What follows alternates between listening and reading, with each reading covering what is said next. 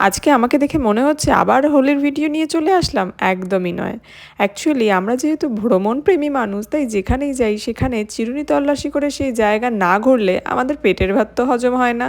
তাই হোলির দিন আমরা হোলি খেলা শেষ করে হোটেল ঢোকার আগে আমরা আশেপাশে মানে বোলপুরের আশেপাশে বেশ কিছু জায়গা ঘুরে নিয়েছিলাম। আমরা এসেছিলাম সুরুল রাজবাড়ি। এই সুরুল রাজবাড়িতেই নাকি রানী রাসমণি সিরিয়ালে শুটিং হয়েছিল। আচ্ছা, আপনাদেরকে আরও একটা ইনফরমেশন দিয়ে রাখি, হোলির সময় শান্তিনিকেতনে বেশ কিছু জায়গা বন্ধ থাকে, যেমন ডিয়ার পার্ক, সুরুল রাজবাড়ি, এগুলো হাইজিন মেনটেন্যান্সের জন্য বন্ধ রাখা হয়। এই যে কোপাই নদীর পাশ দিয়ে আমরা এবার হেঁটে হেঁটে এই পলাশ গাছটা দেখতে পেয়েছিলাম, দেখে তো ভারী খুশি হয়ে গিয়েছিলাম আমরা।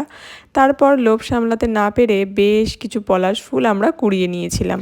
কার কার পলাশ ফুল ভালো লাগে অবশ্যই কমেন্টে জানিও আমায়। আর হ্যাঁ, এখান থেকে তারপরে কিছু পলাশ ফুল কুড়িয়ে নিয়ে এবার এখান থেকে আমরা বেরিয়ে পড়ব। তারপরে শেয়ার করছি, এখানে যেতে যেতে আমাদের একটা দারুণ জিনিস চোখে পড়েছিল।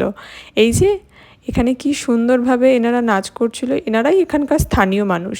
কলকাতার দুর্গাপুজো আর শান্তিনিকেতনের দোল উৎসব দুটোই একই রকম, একই দৃশ্য দুই জায়গাতেই দেখা যায় দুই সময়ে। তো আজকের মতো টাটা।